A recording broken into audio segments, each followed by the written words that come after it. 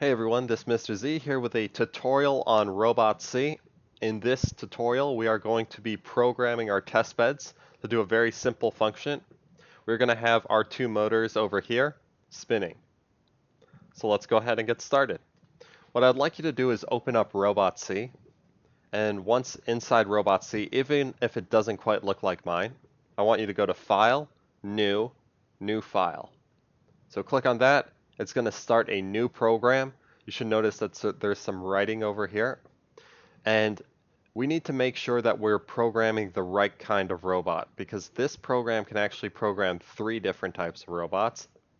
So head over to the button here that says Robot. Click on it.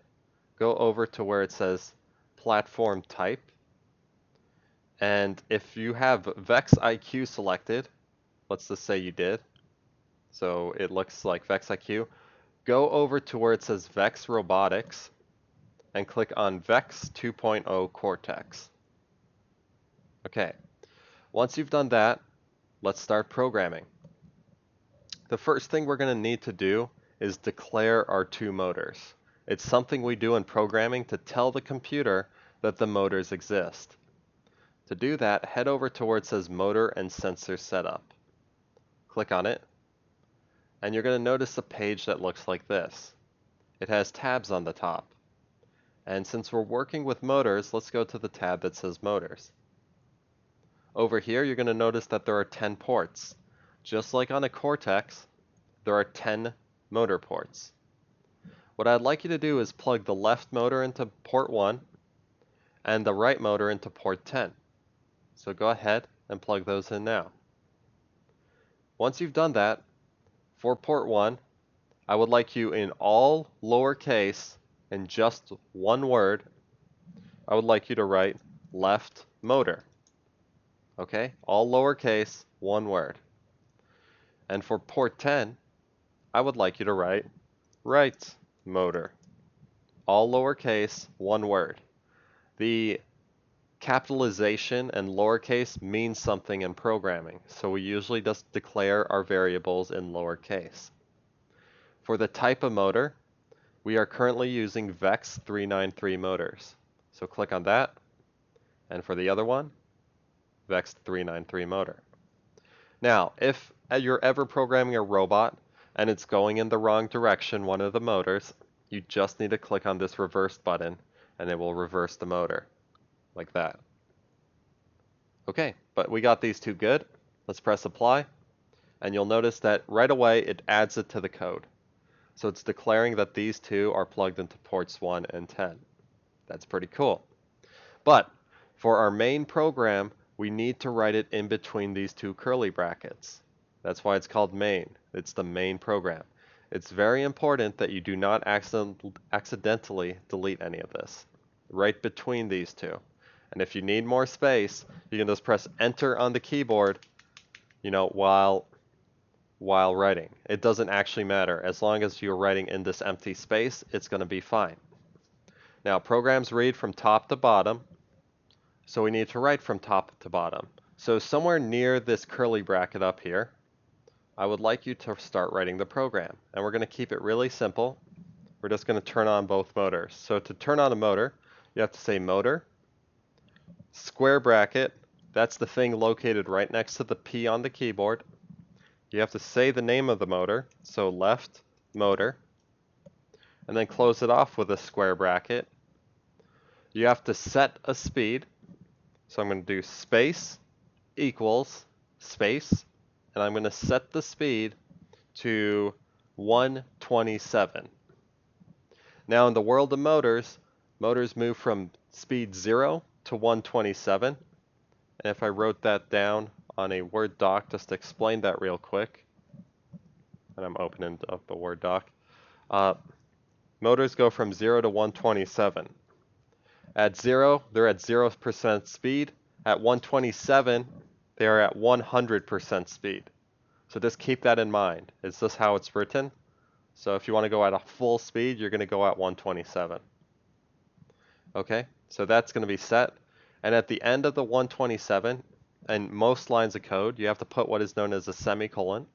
It's located right next to the L on the keyboard. and it looks like that. Okay, enter. We're going to do the same thing, but now with the right motor. So square bracket, right motor, close off the square bracket, space equals space, and then say the speed 127, and then close it off.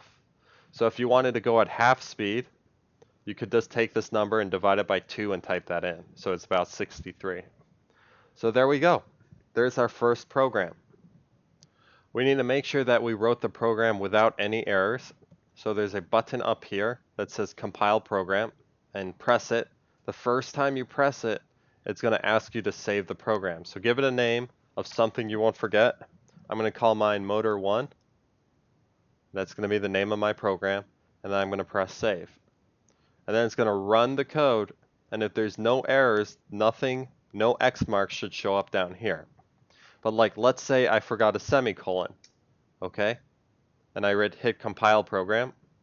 You're going to see that an error pops up. It's like, warning, missing a semicolon.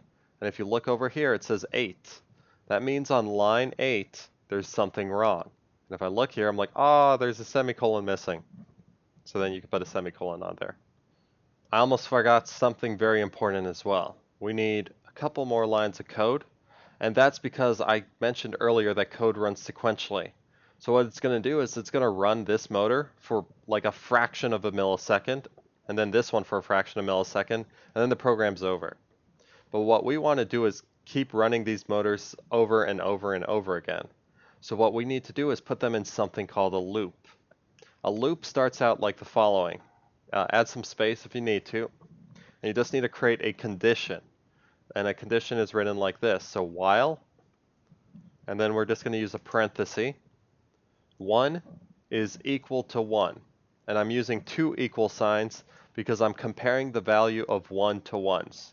So I'm not saying it's like equal to it. I'm saying while we're comparing the value of 1 and it's equivalent to 1.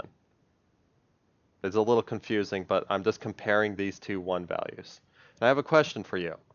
When is 1 not equal to 1? Okay, 1's always equal to 1.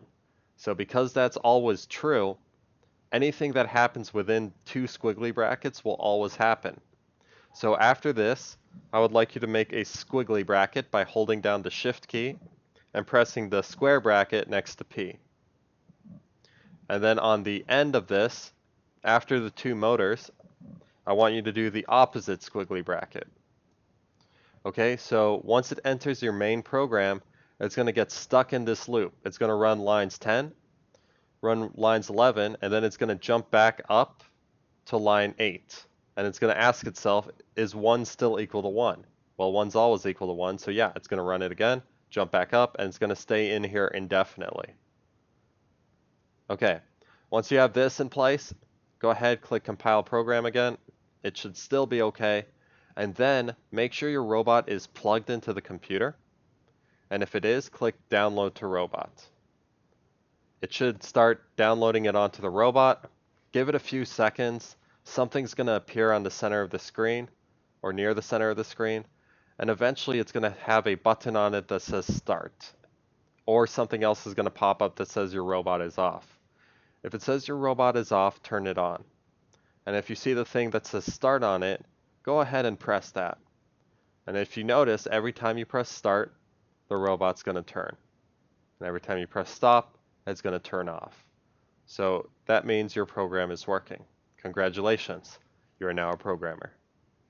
Okay, I will see you in part 2, where we are going to program a button on the robot to control the motors. Okay, peace.